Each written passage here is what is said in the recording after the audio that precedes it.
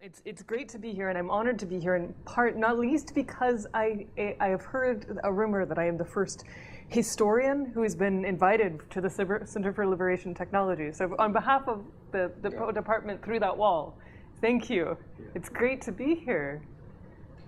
Historians think that we have everything in the world to say about the history of technology and the relationships between technology and the state. It's one of our favorite fields, and a field that's had something of a renaissance in the last 10 years. And indeed, that's where my first work comes from. So I'm going to be giving you a history of present forms of technology, and that's going to be a little bewildering to anybody who expects me to get around to answering the question in the title from the very beginning: are crowdsourced maps the future of community self-governance? I'm going to answer that in the last 15 minutes of the talk, maybe. And until then, I want to tell you something about community self-governance and decentralization and bottom-up technology. And I want to convey to you the message that we who have the grace of Silicon Valley behind us are not the first generation to consider these questions of what it would mean to broaden participation in the state. This is the question of Western democracy, and in many senses we've been dealing with it for 200 years, expanding citizenship in different ways. And for at least 100 years, we've been dealing with the problem of technologies of expanding participation in the state. And for at least 30 years, we've been dealing with participatory map making. 30 years, so that's much longer than Google as an institution has been around, let alone the internet. The internet, let alone Google, has not been around that long. So I'm going to start off by telling you about the sorts of questions that a historian brings to looking at maps. So I want to start off by showing you two maps that on the face of things could not be more different from each other. So on our left is the Great Trigonometrical Survey of India. This was the most massive state-making project of the 19th century. This is the project that effectively turned the lands of India into a subject of colonial rule that could be managed, taxed, irrigated, turned into productive soils for extracting resources and money. Also, it's a map that represents a certain kind of colonial violence, because the people whose lands were being drawn in this trigonometrical survey were different from the surveyors. They were of a different race, they were of a different citizenship. And as a result of this map, the matrix of the state, which laid claim to those lands, effectively disenfranchised the people who owned the land from making decisions about the tax base or what was done with their land, or even being able to participate in the market economy in the ways in which they might have liked. So on the left, the Great Trigonometrical Survey of India. It's the God's eye view. It's remote. It's the sign of the state, an immense centralized undertaking led by experts, privileged individuals of learning who had the right race, the right citizenship, to control other people's land. And on the right, we have what is putatively the opposite of that. We have a Google map of toilets, functioning and not, in a Bombay slum. This is a map executed with Google Maps, a technology for bottom-up, crowdsourced, many-to-many citizens together making a map of bodily functions, where the toilets are working or not. It was made by public health students at Harvard undergraduates who went to Bombay in 2012, and then the map was itself covered by the New York Times. So in contrast to the first map, the second is an unofficial product of volunteers working in the service of the poor. The second map deals with bodily and human questions of waste, and it's the product of many-to-many collaborations driven by 21st century technologies that put editing the map in the power of anyone with a cell phone. So I'm going to make the argument to you that these two maps actually have more in common than they have apart.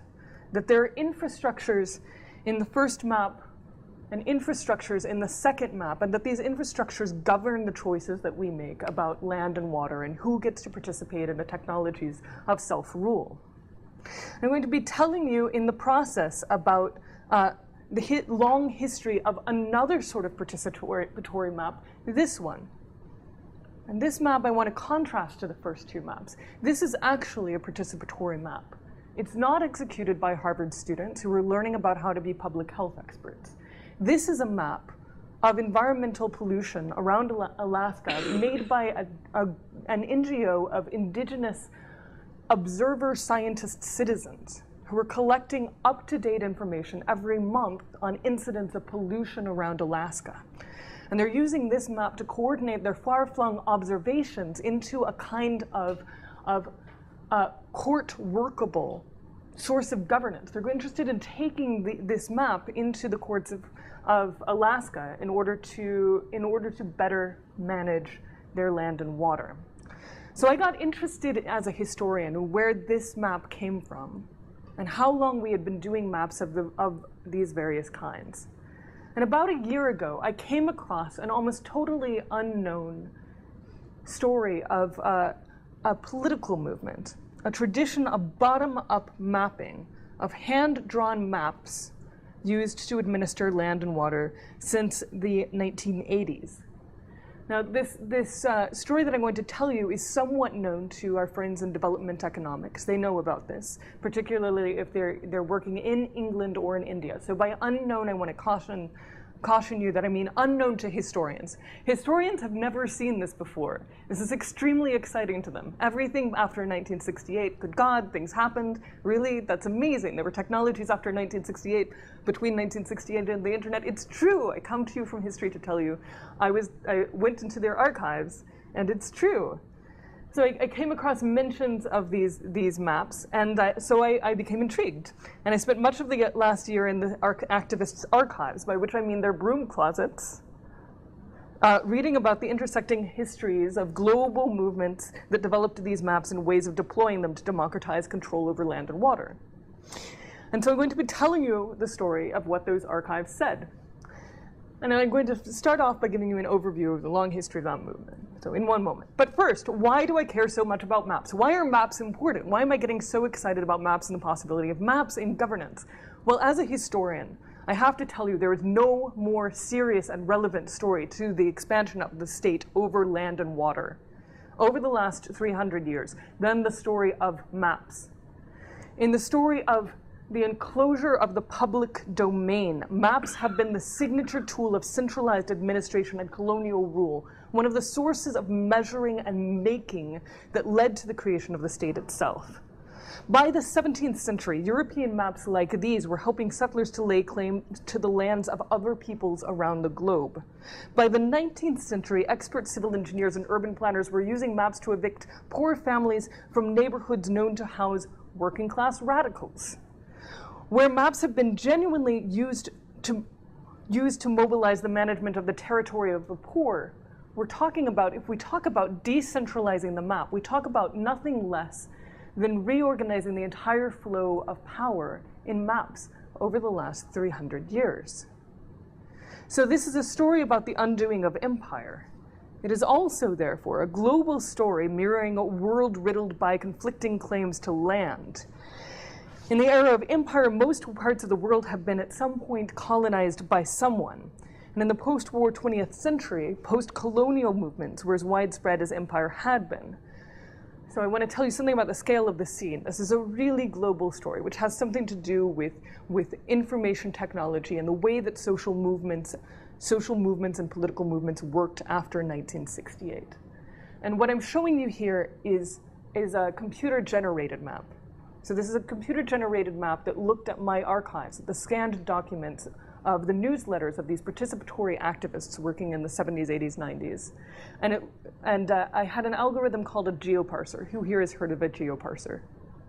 Okay, so a geoparser is a handy little algorithm that crawls through your stack of PDFs, and it matches them against a gazetteer. And so every time it finds a word that's in the gazetteer, a word like Berlin or London, it says, aha, that's a place name. And then it puts a star, in this case, on the nation where that place is located.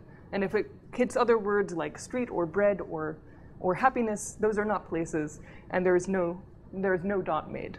So what we see here is that we're talking about a global story where people are talking about the United States and the United Kingdom and India a lot.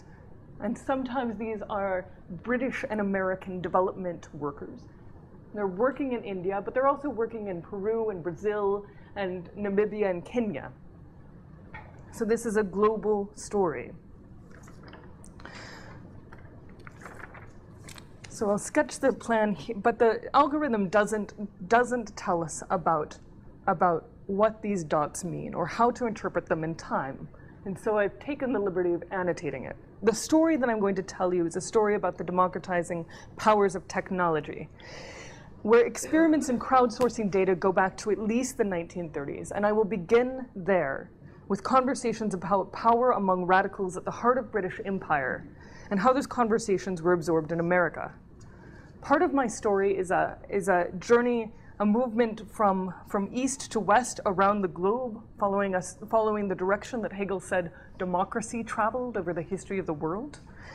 And part of my story mirrors that. There were forms of democratization of technology that were invented in Britain and then exported and absorbed, first in California and then in Asia, traveling from east to west. But that's not the only story. The directionality then gets reversed, and new forms of organizing that first appear in cooperative movements and women's movements in Hong Kong in the 70s then get reabsorbed into at the University of Sussex in Britain. I'm going to be telling improbable stories about how Indigenous people in Canada and people working in the slums of Bombay happened to start sharing technologies. And then I'm going to start telling stories about how all of those groups of slum dwellers and Indigenous peoples movements started ideas that got reabsorbed in Silicon Valley in 2005 when these new technologies of crowdsourced maps were invented.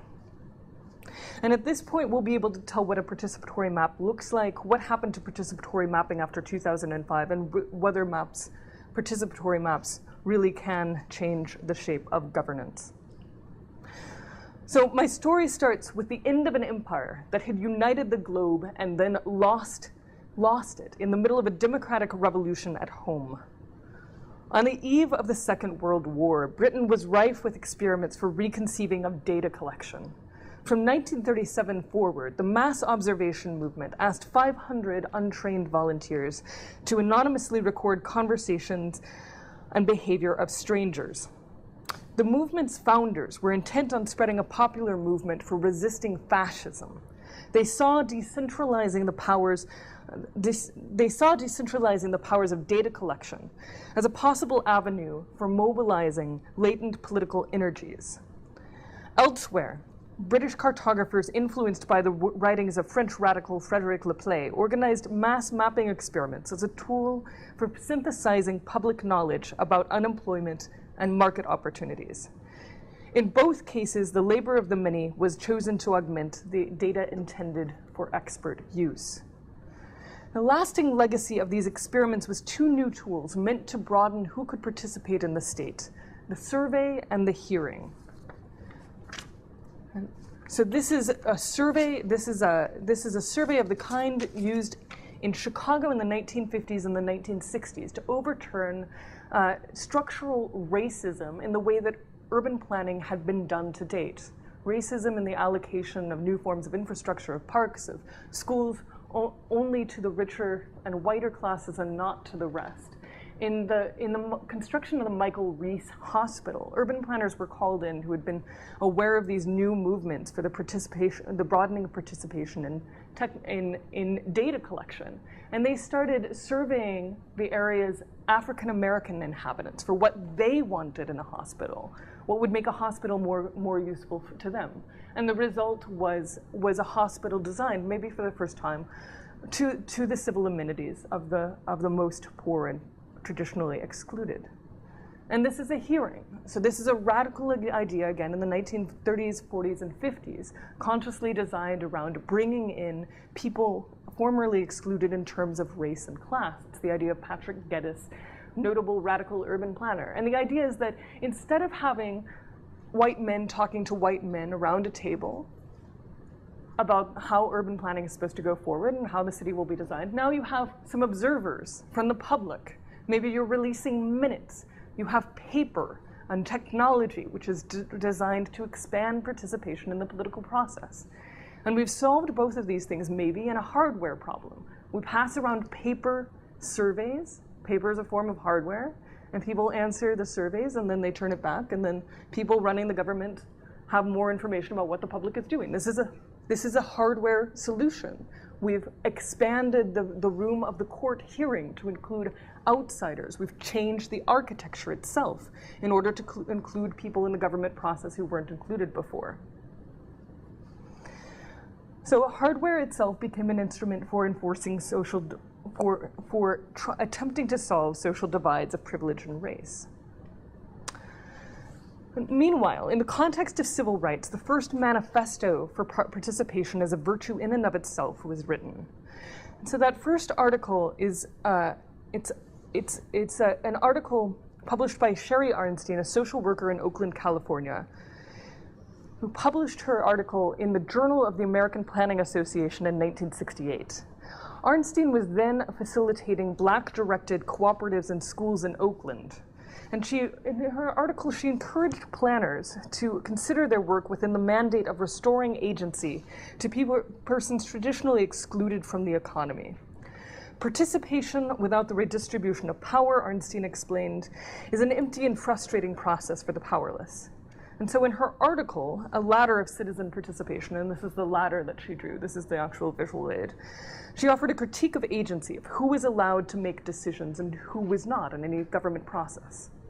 She denounced the survey and the hearing, both of those first experiments in data collection, as forms of co-optation, participatory in name alone. So that's, on this ladder, down here at the bottom is where you don't want to be. Manipulation, therapy, informing, consultation. This is the survey and the hearing. The survey takes in information. The public's going to inform people who are running the government. Maybe the hearing will give them a little bit of therapy. We the privileged heard what you had to say. Do you feel better? You talked to somebody? Good, I'm gonna go in the back room and make my own decision. What Arnstein is saying is that we can extrapolate this political process into something more dramatic, delegated power and citizen control, as seen in the great anarcho-syndicalist legacy of the worker-owned cooperative, the same projects that are launching in the 60s in Black Oakland. Citizen-controlled schools where the white teachers can be fired by the Black parents if the white teachers engage again and again in racist acts or racist speech. That's what Arnstein is arguing for. So Arnstein is making a distinction here between two very different kinds of political participation. One that's merely participatory in name alone, circulating new kinds of information, and one that actually changes the power structure. Well, Arnstein's theory hit America in the 1970s. Certain kinds of professionals, it hit like a ton of bricks. Within 5 years of Arnstein's article going into publication, urban planners like Robert Goodman were writing new manifestos, widely published and widely circulating, asking their fellow urban planners if maybe we should just do away with the social worker and the urban planner altogether. Maybe they were no more than token informants for the government.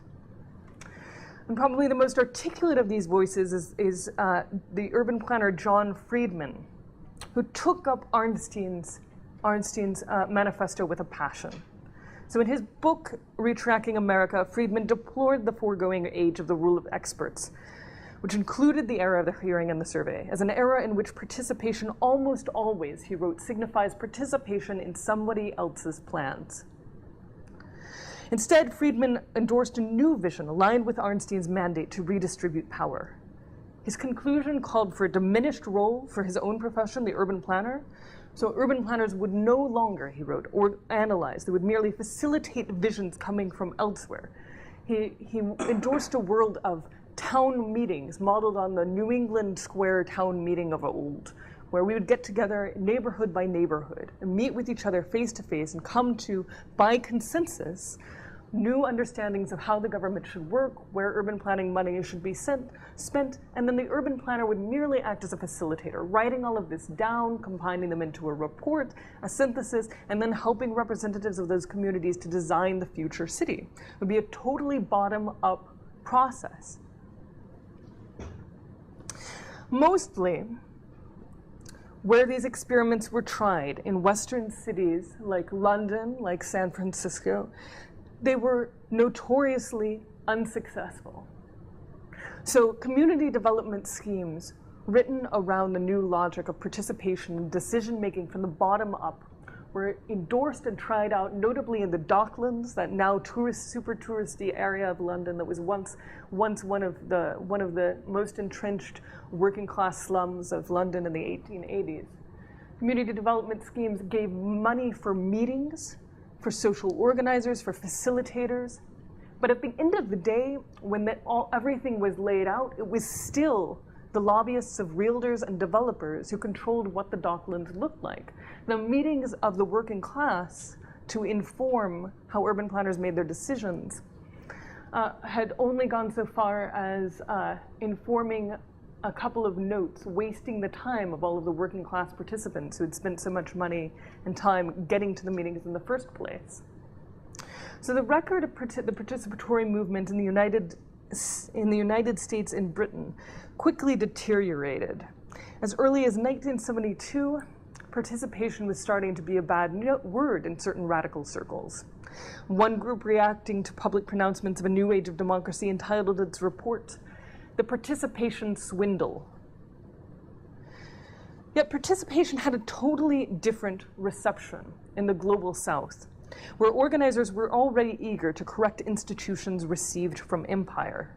There, worker cooperatives and women's groups had already started conversations about the role of information in opening up democracy. Organizers influenced by Paulo Freire were increasingly aware of how particular kinds of knowledge, including literacy itself, were used to dominate colonial populations. They too quoted Arnstein and began to theorize a new kind of government where, as one activist put it, the community will become the decision maker while the officials will merely support the process. Participatory organizers here relied upon the lightest of appropriate technologies. They relied on paper. They communicated with each other and set up a broad social movement, not by retooling the survey, not by retooling the room, but by communicating with other like-minded activists and organizers with paper, with printed book catalogs, with manuals, with how-to guides, how to hold a participatory facilitation in a village where you're going to talk about where the water comes from and who is going to maintain the well. Hundreds upon hundreds of these manuals were printed, reprinted, and circulated at organizers' conferences that brought together activists from the far corners of the globe. So in one 1970s conference held in Yugoslavia, former organizers of the working class in Appalachia hung out with representatives of the First Peoples Indigenous movements of Canada and slum dwellers movements from Bombay. So a vastly international movement of activists, not of academics, getting together and sharing these kinds of technologies starts to build up a new consensus and a new movement around what can be done. Above new technologies of paper, these organizers emphasized habits of mind that fit their goals of diversifying power. So drawing on Freirean methods, participatory organizers shaped meetings so as to ensure that women, the elderly, and minorities had a voice in community meetings. So organizers, this is Rajesh Chandan, he's taking notes, and in this is probably a meeting from the 90s. And what his job is he's writing down and he's asking questions. But his real job, what he's actually done here, and he writes about this a lot, what he's actually done is to shoo away the other men from the village who tended to come in whenever there was a group of women talking to women and then tell the women what to say. So his job is to say, shoo, shoo, no, were you saying? What were you saying? And the same thing for the elderly. They would organize groups of the elderly, and the organizer's job is to say, shoo, shoo, you middle-aged person, we want to hear the elderly talk. They had groups of children talking about the best uses of public space in the village, the best uses of water in the village. And again, the organizer's job is to shoo away the adults. We need to hear the children talk now. So these habits of mind include abstract understandings of what an organizer needs to be effective. And they entailed skills such as interaction, empathy, and trust. Participants worried about the organizers' power to promote conversation, so they relied upon self-effacement to undo the facilitator's privilege. So it was really important, and most of the how-to manuals give some clues about this. It was really important that he's not wearing a tie. So he's not telling you that he's a representative of the government. It's also really important that he's not wearing jeans, because he's also not supposed to be telling you that he's a radical Marxist, which is what the jeans would indicate in 1972. So here he is trying to disappear into the woodwork. And part of the way that these organizers are telling each other, they're generating a new series of practices. So part of the way that they're encouraging this new form of interaction is to emphasize a mindset of humility at the base of dealing with data. Empathy and modesty would take the place of science as the method of the modern sociologist. And this was a philosophy that couldn't be more different than the philosophy of expertise. If we think about sociologists and how sociologists were trained from the 1890s, this is a group of activists who are emphasizing the loss of complete control by the researcher. A new list of proper tactics included being unimportant and listening. And so one set of mimeographed instructions drove home the point in all caps. You guessed right. Don't lecture, for God's sake, and don't interrupt. Ideas about overturning Western pedagogy and the hierarchy of experts found deaf ears in many institutions founded upon governance and economic growth.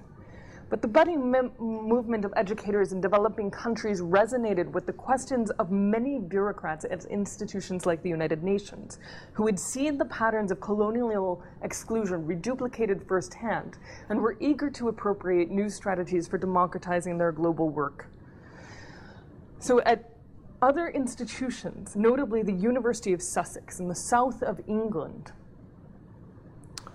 participation began to receive academic attention, and it began to be codified into a master's degree or a PhD that activists from India could come and enroll in, and they could refine the methods and then take them elsewhere.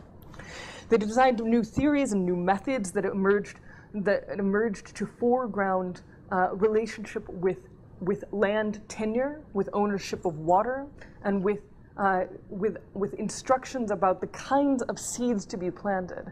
And these are three domains: the control of land, the control of water, which seeds are to be planted. Three domains that for the last 30 years have become a more and more focused nexus of expert development opinion through the era of the Green Revolution. Here is a band of radicals saying the community must walk the land together. This is one of their new methods, the walking tour, the transit. This is one of the things that they extensively promote in their writings, subsidized by the United Nations after 1980. The community must walk the land together, walk the river course, talk about what's planted in each group of soils, and use that to come to their own consensus about what are the best fodder crops or the best use of land or the best irrigation methods for this place, as opposed to relying upon Harvard-trained civil engineers funded by the World Bank to make them large loans for irrigation schemes, which later proved not to work in a desertified area in the north of India.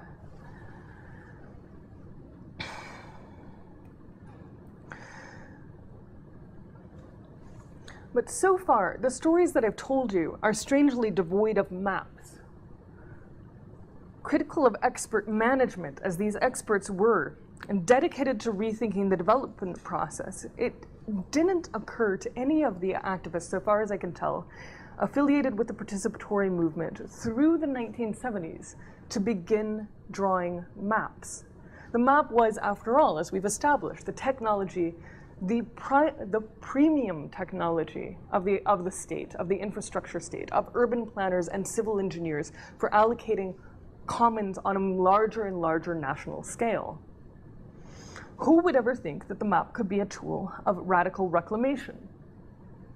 Well, the first people who did were Native Americans, and the fact that it is they is striking. Of all of the peasants that had been evicted, displaced, or indebted into leaving their land, The native tribes of North America had lost the most repeatedly in events characterized by force, fraud, and regular reversal of legitimate contracts. Their experience, however, had made them aware of the powers that maps could have in their own hands. And so from 1977 forward, the first maps began to appear among the native tribes of North America. So Cambridge geographer Hugh Brodie, who had been exposed to some of these conversations about radical geography going on in Britain, began working in the 1970s with a First Nations group in Canada, where at the time when they came to understand the map as a potential tool for documenting evidence of ancient inhabitation and rights to land. So Brodie encouraged the natives from the Cree and Dunza tribes to draw out hunting tracks and traditional place names on maps. So what's going on in the 1970s is that the Cree and Dunza, having been moved to the far northwest of the country, are living in a remote landscape that was, in 1900, very far from development and urbanization. But by the 1970s, recreational use and mining for mineral rights had caused a great number of corporations to start making encroachments into their territory. And the problem is that the Indians don't have maps. The government made maps of what the territory looked like in general, and then there were descriptive grants that were loosely framed. But at the time when the land had been handed over to the Cree and Dunza tribes, each male householder had been granted a stretch of land for his own hunting rights. And those had been passed on in oral tradition. And so that's what you have a map of here. When Hugh Brodie asked the members of the Cree and Dunza tribes to draw out these hunting lines, these unique stretches of land that each family had, he found that they gave incredibly specific geographical information. They could draw to the border of a creek or a ravine and the holdings peculiar to their family. And what's more, if you lined up 20 of these next to each other, they didn't overlap, which is incredible. I mean, that's the hunter's intimate knowledge of geography working. And it's proof that there is actually something like an individual property right understanding of who is allowed to hunt where going on.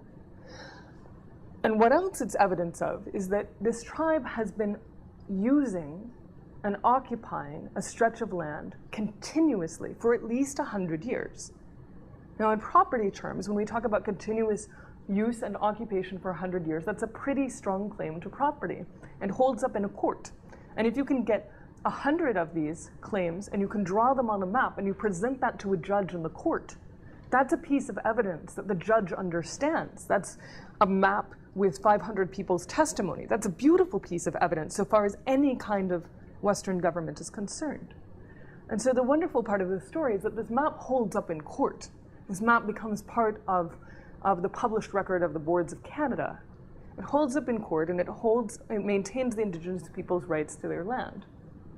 And by the 1990s, the Indigenous people of Canada are making amazing maps like this. So this is not just hunting lines, this is their knowledge of the entire landscape, down to medicinal plants and berries that grow in different places, and fur-bearing animals that they know which ones can be found where, and local place names. So these are names in the Indigenous language of the place. If you can name all of those places, it's once again pretty good evidence that you have been there for a while, constitutes a property claim. And so this is a new piece of technology that they're using. I want you to notice the difference between these two maps. Because between 1970 and 1990, of course, computers have changed a great deal in how we process geographical information. And this should look to you like a certain kind of map. It's a map made by GIS. It's a map with many layers. In fact, this is printed on different laminations, different transparencies that can be pulled back to reveal just the plants and berries or just the fur-bearing animals. And why are they doing this? Well, by the 1990s, the Indigenous people of Canada are one of the groups in the world who are the largest consumers of GIS technology. They found these maps to be so useful that they're ahead of many corporations and many governments in manufacturing their own maps. So the right to the map that was once the tool for disintegrating the commons in land and water, has now become the tool for reclaiming the commons for the people who actually live in a territory. Well, news of these non-expert maps and the revolution they hold spreads quickly. So the last map was 1977. Already by 1982, the newsletters of the participatory movement in India are filled with enthusiasm, reporting on Indigenous experiments with mapping in Canada. They've heard about these maps through the same network of newsletters and conferences that I told you about before.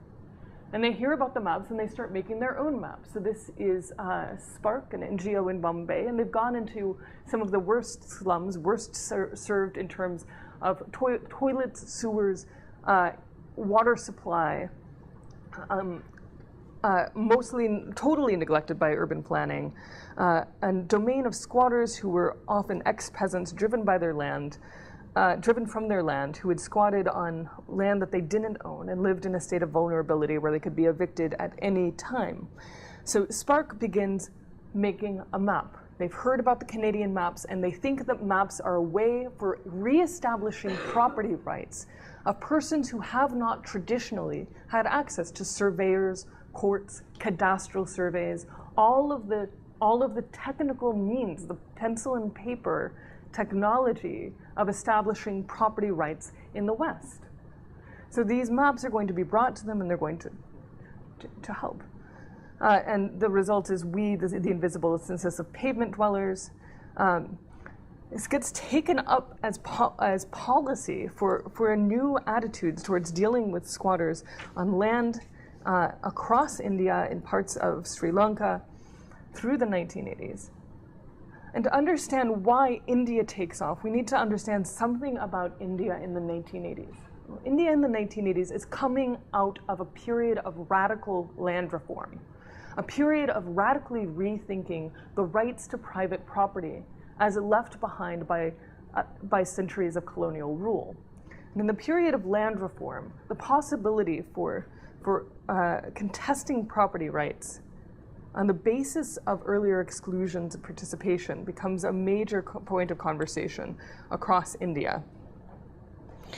So when the maps appear, they're greeted as a tool for unleashing knowledge of where the poor have settled and possibly redividing all of the urban lands technically held by absentee landlords, dividing up those lands again and putting them back into the hands of the poor. Can I just ask a contextual question about the Canadian level? So these are, the maps are so that there are these self-government rights, First Nation self-government rights are written into the Canadian Constitution about a decade before the 1996, like 1982 or something like that. So these are efforts at mapping that are organized, this is a question, these are efforts at mapping that are organized by Indigenous groups that have recognized constitutional rights of self-government. Is that right? So in 1982, they gained that right, but the first maps are made in 1977. So the maps precede the changes to the Constitution. There are but there. I guess what I'm asking is, as these things, I'm thinking. This is a question. Issue behind the question is that the maps and the enthusiasm about the maps are moving across contexts that are really quite fundamentally different from one another. So in the one case, you have Indigenous peoples that have an organization. That's right. They're not creating they have an organization and they're doing the mapping. Yes. And now they're moving to contexts in which there isn't any comparable organization. And now the idea is that you're going to use the maps to bootstrap into bootstrap to a right to land. A right to land, but it's a right to land where there isn't a prior organized community of people. I mean, the poor in. Well, that's a good question. Completely different political, organizational, social context. That's a question. Isn't that true? It's a good question, and I might have to take a long time to answer it. So the short answer is India is not as different as you think. Well, Yes. It might be worth using the word implied right to land. I mean, because there's a matter of perspective, and there is a tension between power brokers and indigenous people, and it's only the view of one side. There's no absolute in this perspective. And also that implied right to land is a case that's built up over time, in part by history, in part by legal cases, in part by maps. And so each new layer of technology becomes another opportunity to open up the question of to whom the land and water belong, if this tradition is recognized and built upon. I'll accept the answer that they're closer than I think. Great. If they are, then the question goes away. Yes. Permit me to be skeptical about their proximity. It makes it. But anyway, go ahead. We can come back to this in the Q&A. Perfect. Yeah. Skipping over the slides that answer that question, we'll come back to it.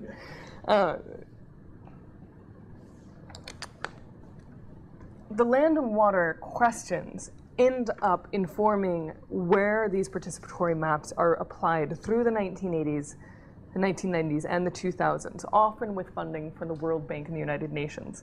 So these are indigenous people in Thailand who have used styrofoam maps to map their tribal ownings in the hills, and they are successful also in creating other claims.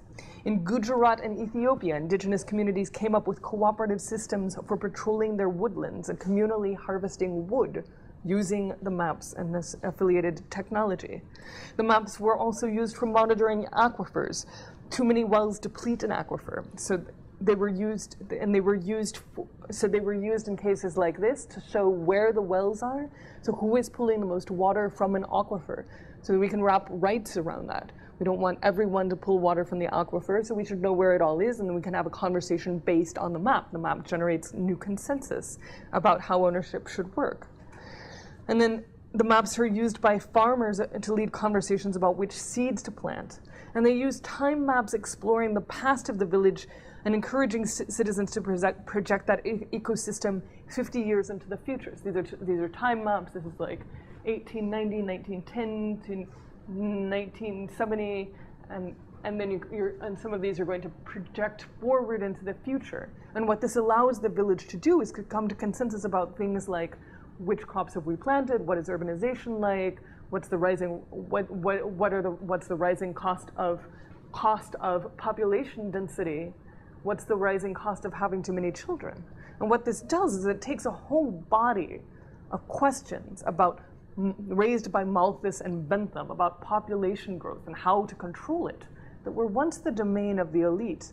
We have to control population growth at any kind, so we've got to control those working class people. And it says, well, maybe that's a conversation that the working class people should have on themselves. Do you want to control population growth? Do you want to change what you plant in relationship to knowing how the population has changed over the last 100 years? So this is reversing not only conversations about land and water, but potentially about all of the major questions that govern the economy itself. When was this drawn?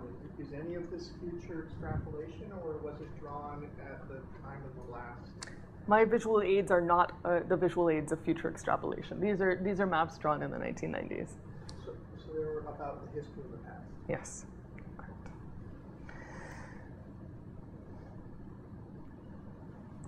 So despite these successes, however, there were implicit vulnerabilities in the mapping movement that made it weak whenever events changed on the outside. So as participation became widely adopted by institutions, governments, and NGOs as a means of cheap deployment it was increasingly looked as a way to do development without committing resources from above. Oh, we just have people have conversations about what kinds of seeds they grow, and then we don't have to hire all sorts of experts or pay for their seeds. Great. We can cut our budgets. So cost-effective targeting, two tools to identify the poor. And that same cheapness, which the movement the early movement had been a signal for flexibility, became later a reason why the democratic potential of the participatory map was made fragile. As bureaucrats became under pressure to cut budgets, among the first qualities of participatory mapping to suffer was the lapse of Freyrian methods. So they would cut organizers, cut the number of organizers, cut the training for the organizers. And if you cut all of the organizers out of the participatory movement, then it's not really that participatory. It's just a hearing. It's just a consultation. It's just going to the village and asking these people, do you like the highway? Yes, thumbs up, thumbs down. Now, the height of cutting away at the participatory movement to enfeeble it is to bring in technology in the wrong way. In the 1990s, this guy started doing this. He's an urban planner, a British urban planner named Nabil Hamdi, who began to explore map making as a tool for collecting information. He got the idea that maps were cheap, and maps could make urban planning cheap without all of these facilitators and social workers getting in your way.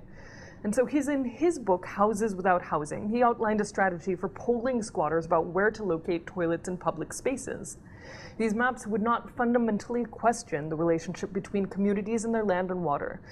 And decisions about what to map and what to do would remain with the expert, not with the slum dweller. In Hamdi's vision, the planner would become the visionary of slum beautification, collecting data volunteered by the very poor, just as the British experts had in the 1890s. So just as with the toilets mapped by the Harvard students in 2012, the map was an incidental tool, a visual aid justifying the planner's ideal. It was not really a diagram for facilitating discussions between the poor about their own future. Decisions about the project's scope and direction were made before consulting with locals, and direct decisions about what to read in the landscape and how that information should be analyzed likewise remained out of locals' hands.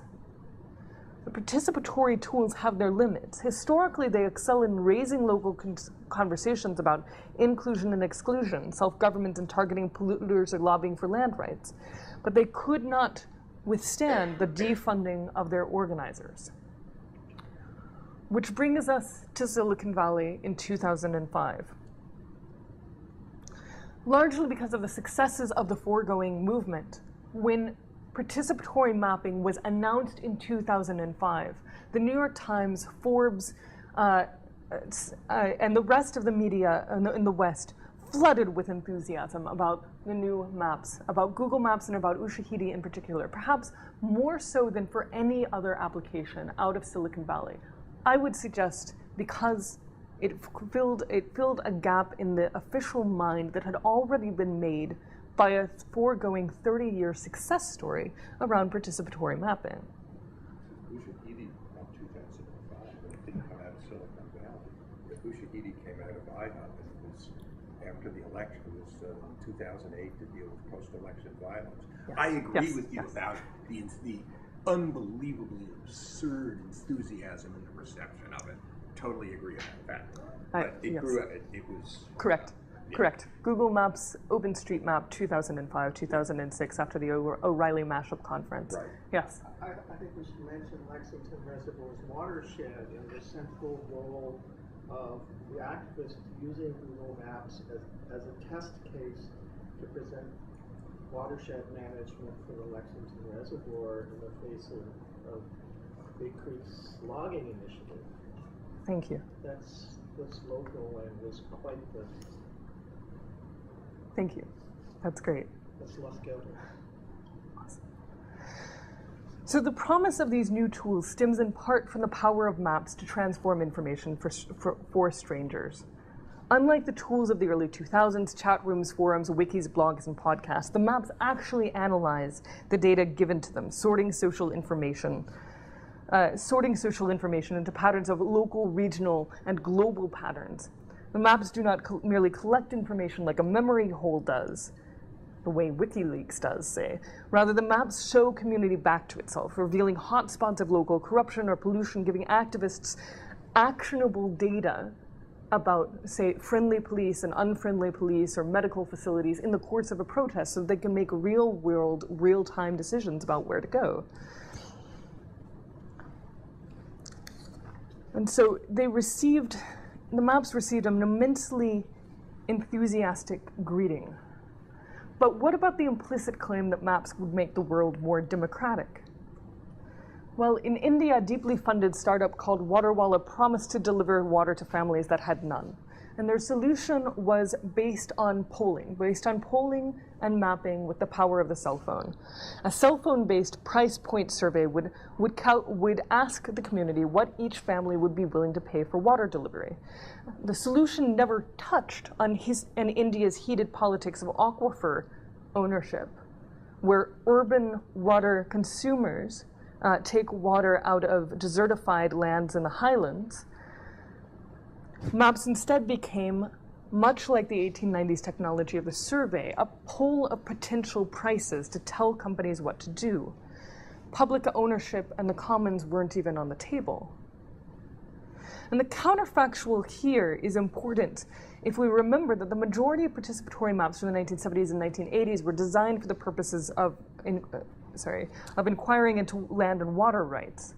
The Waterwala research could have followed the path of this aquifer and well map, asking where water is going now and what the community thinks about it. But they didn't. And if we want to understand that, we should understand that the demographic of map designers had changed in this period. In 1978, participatory maps were the tool of activists who had fought for worker cooperatives in South Asia. In 2013, the facilitators were fresh minted MBAs from MIT or Harvard. They were familiar with price theory. To the organizers of 1978, certain rules for the map were obvious: showing communities their territory, opening up to dispute questions about how the state had allocated land and water and how that might change. Those same goals are less obvious as a social good to the new designers of maps in 2013. Electronic crowdsourced maps could be designed otherwise. They could be paired with tools for facilitating conversations within communities, but typically a mapping platform today consists of a poll, not a venue for debating the map's purpose. We do not ask what to map. As a result, even our crisis maps are stamped with the politics of aid and profit. Our maps are less used for establishing where property lines exist, where they are contested, or who pays the most rent, or who has the right to which water reservoirs. And those kinds of information could be designed atop public mapping platforms, but that would be a different world of crowdsourced maps than the ones that we now have. The process that was taught by development organizers as the participatory map comes to us from people beyond Silicon Valley.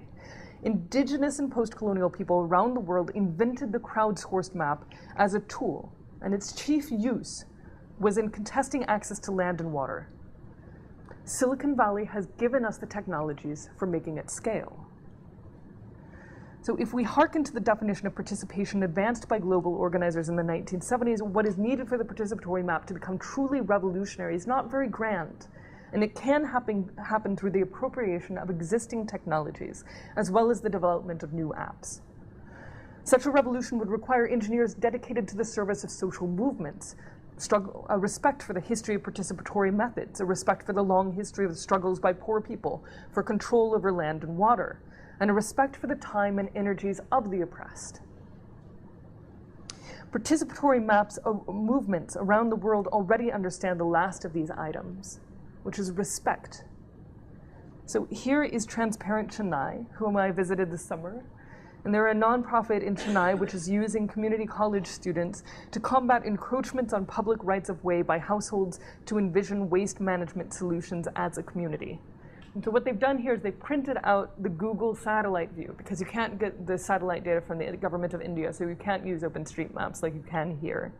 And they're annotating it in pencil by hand so that their notes can be scanned in and then inputted into GIS by someone back at the office. And then they'll have a master electronic map of many data layers of where the waste isn't collected and where public rights of way have been built on by real estate developers, so there's no longer a street there where there was supposed to be a street, that sort of thing. And then they're going to take all of that information to the Chennai city government, and they form an urban lobby to lobby for a more comprehensive infrastructure meeting the people's needs. There are two levels of misalignment here. First, Google Maps don't mesh with material realities of places where GIS-enabled phones are scarce and the satellite data is sparse. And second, Second, technologists haven't foregrounded poor people's questions about common ownership of land and water. Even if Google worked on the ground here, there isn't an out-of-the-box technology for tracking encroachments and public rights-of-way. So it's kludged at the moment, but it could be refined.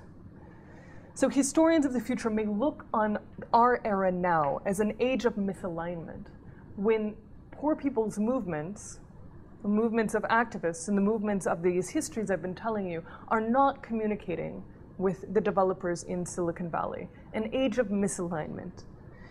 In such a world, we desperately need the engineers to catch up with the revolutionaries. Moreover, we need a sustained conversation between folks who think about participation in the public good and the designers of tools of public choice in the future.